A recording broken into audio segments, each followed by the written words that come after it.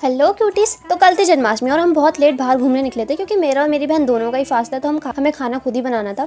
और दीदी भी आ गई थी तो उन्होंने भी थोड़ी बहुत हेल्प कर दी थी क्योंकि बाहर से घूमकर आने के बाद इतनी एनर्जी तो होती नहीं कि आकर खाना बनाओ और फिर खाओ। तो सबसे पहले हम गए थे पास ही के मंदिर में, जहाँ पर हमने सबसे पहले पार्वती और महादेव जी की झांकी देखी और फिर हम चले गए दूसरे मंदिर। हमें जाना दूसरी साइड था लेकिन हम दूसरी साइड चले गए और अब हम वापस घूमकर वापस आना पड़ा। और मंदिर में जाने के बाद हमने कान्हा जी को झूला झूलते देखा और पंडित जी से प्रसाद ले ही रहे थे कि पंडित जी किसी और काम में बिजी हो गए। तो हम शिव जी पर माथा टेक कर बिना प्रसाद लिए ही बाहर आ गए और इस टाइम तक हम पूरे पसीने में भीग चुके थे। मंदिर के आंगन में कूलर के आगे बैठ गए। हमारा गुल्ली भी कूलर के आगे बैठा हुआ था और उसके भी बहुत मजे आ रहे थे। 5 मिनट बैठने के बाद हम चले गए दूसरे मंदिर। अंदर जाने के लिए हमें थोड़ा वेट करना पड़ा क्योंकि इस मंदिर में जाने के लिए बर्फ के ठंडे पानी से पैर धोकर निकलना पड़ता है।